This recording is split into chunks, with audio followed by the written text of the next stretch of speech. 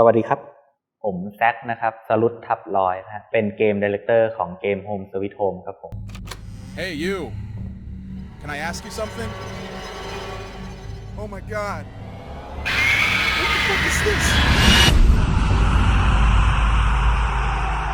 บริษัทเรานะครับชื่อ Yggdrasil Group ครับผมเป็นบริษัทที่ทำงานเกี่ยวกับคอมพิวเตอร์กราฟิกนะครับก็จะทำงานเกี่ยวกับพวกCGI Visual Effects Animation แล้วก็ Cinematic Game นะครับผมรวมไปถึงการทำ outsource ให้เกมต่างๆแล้วก็หนังต่างๆงานอีกอันนึงที่เราเพิ่งเริ่มเข้ามาอยู่ในธุรกิจนี้ก็คือธุรกิจของการทำเกมแล้วก็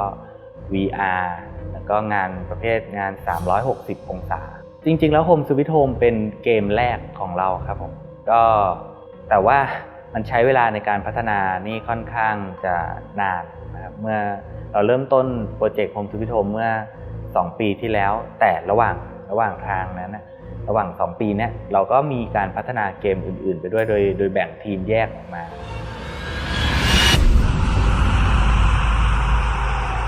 ทำไมถึงชื่อว่า Home Sweet Home ความจริงแล้ว Home Sweet Home เนี่ยมันแปลว่าบ้านแสนสุขนะครับในเนื้อเรื่องเต็มๆของเราเนี่ยมันจะเกี่ยวกับชีวิตของชายและหญิงสาวคนหนึ่งที่เป็นสามีภรรยากันแล้วก็ย้ายเข้ามาอยู่ในบ้านนี้ด้วยกันนะเริ่มต้นชีวิตใหม่เพียงแต่ว่าสิ่งที่เคยวาดฝันไว้ว่ามันจะสุขเนี่ยมันก็เริ่มเปลี่ยนไปนะครับหลังจากที่มันเกิดเรื่องราวหนึ่งขึ้นมาซึ่งท้ายที่สุดของเกมนะครับผู้เล่นจะได้รับสารหนึ่งที่เราส่งไปให้ผู้เล่นเกี่ยวกับความสัมพันธ์เกี่ยวกับครอบครัวก็จะได้คติสอนใจอะไรบางอย่างตอนหลังจากเล่นจบ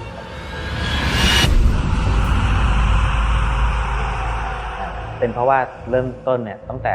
บริษัทเนี่ยมองว่าเราจะทำเกม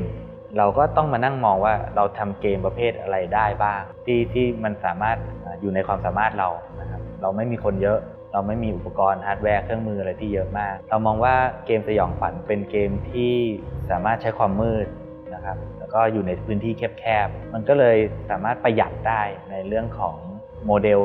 ในเรื่องของแสงเงาต่างๆนานาที่ทำให้ไม่จำเป็นที่จะต้องใช้คนเยอะในการสร้างมันขึ้นมาแต่แน่นอนครับมีข้อดีกับข้อเสียสิ่งที่ทำให้เกิดความยากลำบากกับทีมงานมากยิ่งขึ้นก็คือเราต้องใช้ความคิดเยอะมากขึ้นที่จะทำให้ผู้เล่นรู้สึกอินไปกับเกม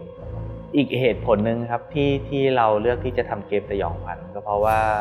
เราต้องเลือกว่าจะทำเกมประเภทไหนแล้วสามารถเข้าถึงต่างชาติได้ง่ายครับซึ่งถ้าเราลองมองดูรอบๆตัวสิ่งที่ประสบความสำเร็จในไทยที่ต่างชาติยอมรับก็อาจจะเป็นหนังผีไทยมั้งดูตัวอย่างจากชัตเตอร์หรือดีไอที่ต่างชาติซื้อบทเราไปทำหนังฮอลลีวูดก็แปลว่าผีไทยก็น่าจะเข้าถึงตลาดโลกได้เหมือนกันนะเราก็เลยโอเคในเมื่อเราจะต้องนำเสนอวัฒนธรรมไทยออกไปเนี่ยก็นำเสนอผ่านผีไว้แล้วกันนะครับในทุกชาติมันก็มีผีหมดอยู่ที่ว่าผีของใครเป็นยังไงของเราก็แทรกความเป็นไทยแทรกไสยศาสตร์ศาสนาอะไรเข้าไปเพื่อให้ต่างชาติได้รับฟีลลิ่งแบบใหม่กับเกมของไทยจะทำให้เขาสนใจเกมไทยมากขึ้น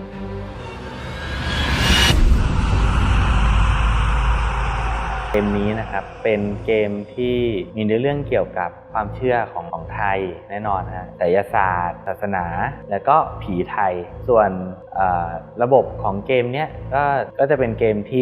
ที่จะมีการพยายามกดดันผู้เล่นค่อยๆเพิ่มขึ้นเรื่อยๆจนกระทั่งสามารถใช้ความกล้าในการเผชิญหน้ากับผีหรือในการหลบเลี่ยงกับผีอาจจะมีกลิ่นของความเป็นสเตลท์อยู่ด้วยส่วนหนึ่งแล้วก็ยังต้องใช้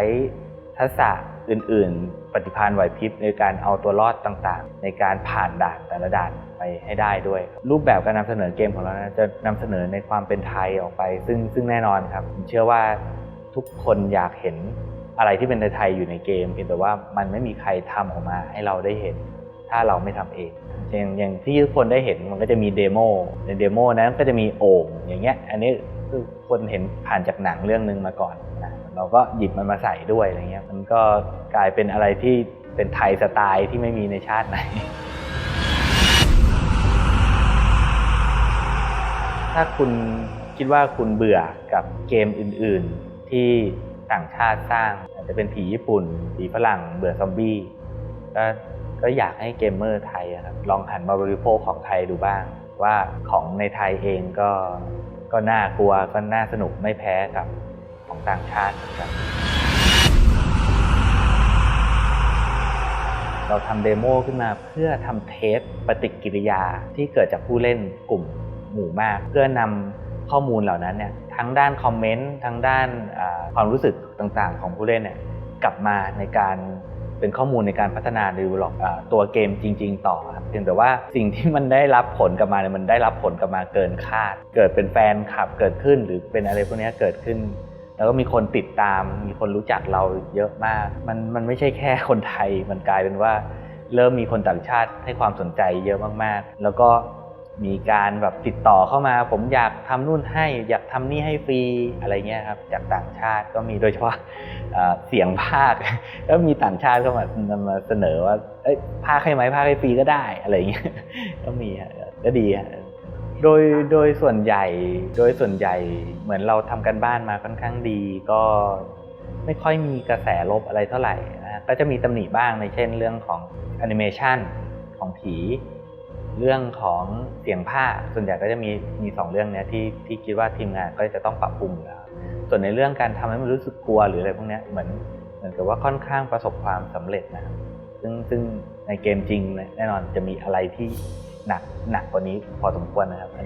นี้มันเป็นแค่เดโมเราไม่สามารถทำให้มันยากหรือทำให้กลัวจนไม่สามารถเล่นได้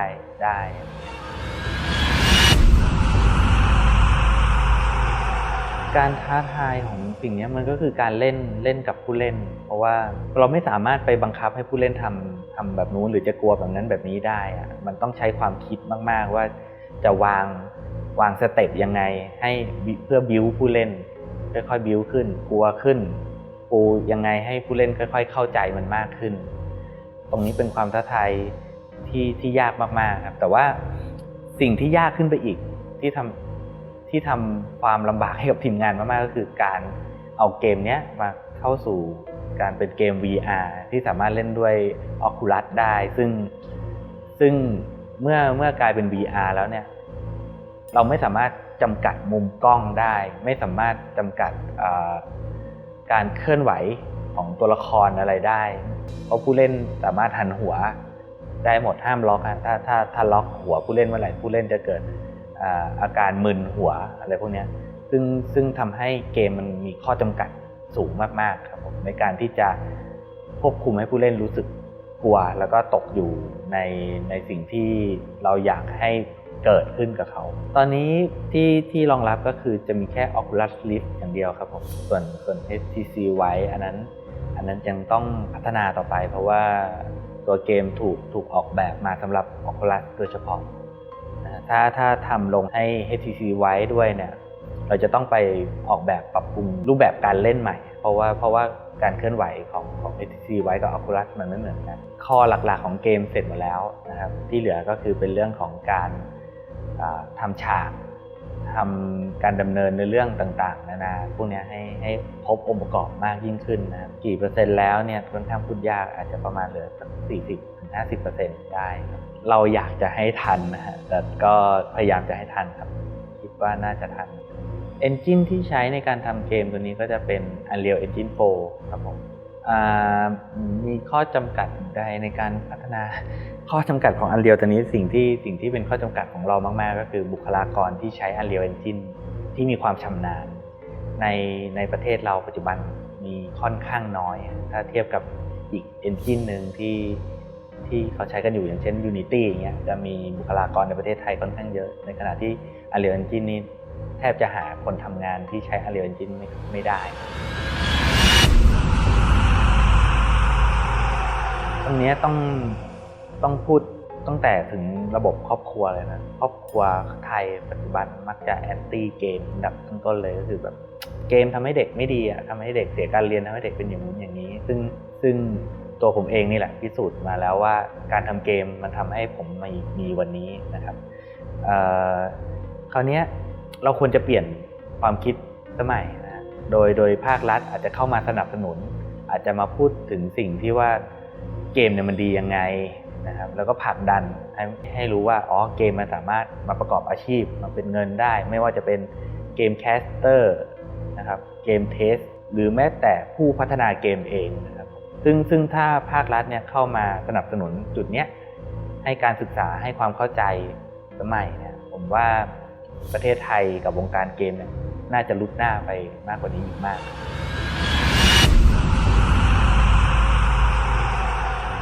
สำหรับคนที่เล่นเดโมของเรานะครับจะรู้สึกว่าเฮ้ยบางคนอาจจะรู้สึกว่าเฮ้ยทำไมมันยากจังแต่ก็จะมีผู้เล่นกลุ่มหนึ่งที่เขาจะรู้สึกว่าทำไมมันง่าย AI อ่านออกง่ายมากเลยซึ่งในความเป็นจริงเราจำเป็นต้องทำให้เดโมนี้สามารถตอบสนองผู้เล่นได้ทุกรูปแบบก็ต้องทำให้มันง่ายพอที่จะเล่นได้ทุกคนแต่ก็ไม่ง่ายจนเกินไปจนน่าเบื่อครับผมซึ่งในความเป็นจริงในตัวเกมจริงๆเองเนี่ยมันจะเริ่มจากง่ายแบบนี้แหละครับแล้วก็ค่อยๆยากขึ้นจนยากมากๆแต่แน่นอนนะผู้เล่นเขาจะได้รับการฝึกฝนตั้งแต่ต้นเกมไปจนถึงท้ายเกมซึ่งจะสามารถผ่านมันไปได้แน่นอนรูปแบบเกมเนี่ยจะไม่ได้แบ่งเป็นชัปเตอร์ชัดเจนนะยังไม่แน่ใจว่าจะตัดเป็นชัปเตอร์ไหมแต่ว่าโดยหลักๆแล้วเนี่ยมันจะเป็นเนื้อเรื่องร้อยต่อกันเป็นเรื่องยาวครับสิ่งที่คุณจะได้เห็นแน่นอนนะครับผมเชื่อว่าทุกคนอยากเห็นผีนางรำทุกคนจะได้เห็นผีนักศึกษาที่เห็นอยู่ในเดโมครับเป็นแค่ตัวละครตัวหนึ่งนะครับผมที่เป็นเรื่องราวเกี่ยวกับคุณใสยแน่นอนครับมันจะถูกนำไปคลี่คลายในตัวเต็มอีกทีครับผมซึ่งจะมีเรื่องราวที่น่าสนใจให้ติดตามเลยเชียวความกลัวแบบไทยนะในเดโมตอนนี้มันยังไม่ออกมากเพราะว่าถ้าผมเอาความกลัวแบบไทยเข้าไปใส่ตั้งแต่เดโมเลยเนี่ยฝรั่งจะเล่นไม่ได้เลย ในเบื้องต้นมันจะต้องแบบค่อยทำให้ฝรั่งเริ่มอินก่อนอินกับผีแล้วจากนั้นค่อยปูความเป็นไทยใส่เข้าไปเต็มตอนที่เขาปรับตัวได้แล้วทุกคนจะได้เห็นความเป็นไทยแท้ๆในเกมจริงของเราแน่นอนครับอย่างที่ทุกคนคาดฝันไว้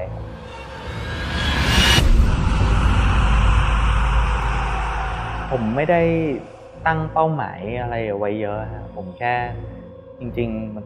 ต้องเข้าไปสู่วัตถุประสงค์ในการทำเกมของเราทำเกมมาเพื่ออยากให้คนไทย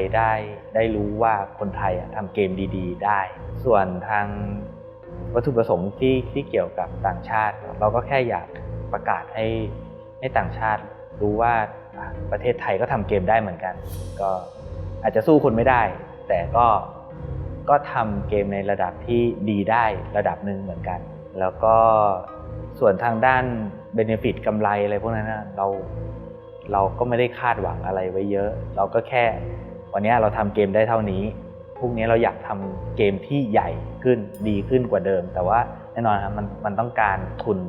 ในการต่อยอดเพื่อที่จะทำเกมที่มันใหญ่และดีขึ้นเพื่อให้เอาไปสู้กับต่างชาติได้นะครับเพื่อประกาศให้โลกรู้ว่าคนไทยเก่งขนาดไหนช่องทางในการขายเกมของเราตอนนี้ก็คือตอนนี้ก็ยังมีแค่สตรีมอยู่นะครับแล้วก็ถ้าได้รับความสนับสนุนนะครับจากผู้เล่นเยอะมากๆอย่างเงี้ยเราอาจจะลงไปสู่คอนโซลด้วยครับผมก็อาจจะมีทั้ง Xbox แล้วก็มี PS4 นะครับ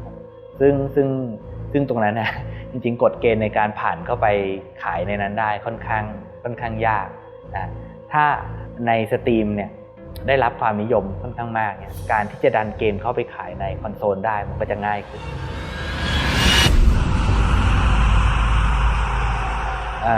ถ้าอยากเป็นเกม developer นะครับอันดับแรกเลยแน่นอนครับต้องชอบต้องรักที่จะทำมันก่อนเมื่อรักแล้วก็ต้องแสวงหาความรู้แล้วก็ต้องตั้งใจเรียนเลยฮะเพราะว่าการทำเกมเนี่ยค่อนข้างใช้ศาสตร์หลายแขนงมากๆเพื่อที่จะทำนะคุณต้องเก่งคณิตศาสตร์คุณต้องได้ภาษาอังกฤษคุณต้องเก่งฟิสิกส์คุณต้องสามารถเขียนโค้ดเขียนโปรแกรมมิ่งเป็นนะครับแล้วคุณยังต้องมีความรู้ความเข้าใจทางด้านจิตวิทยานะครับภาษาการสื่อสารการเขียนบทและอีกหลายแขนงเลยอาจจะเป็นดนตรีการบิวเสียงอารมณ์อะไรพวกนี้นั้น เมื่อคุณรู้ว่าตัวเองชอบคนที่จะต้องตั้งใจที่จะศึกษาศาสตร์เหล่านั้นศาสตร์เหล่านี้ให้มากๆครับผมตั้งใจเรียนนั่นแหละแล้วก็พอจบออกมาแล้วเราอาจจะต้องไปหาความรู้เกี่ยวกับเรื่องของทฤษฎีการทำเกมอะไรพวกนี้เพิ่มเติมอีกนิดหน่อยเท่านั้นเองตรงนี้ไม่ยากตรงนี้ไม่เยอะเท่าไหร่นะครับคุณก็จะสามารถเป็นนักพัฒนาเกมที่ดีได้ในอนาคต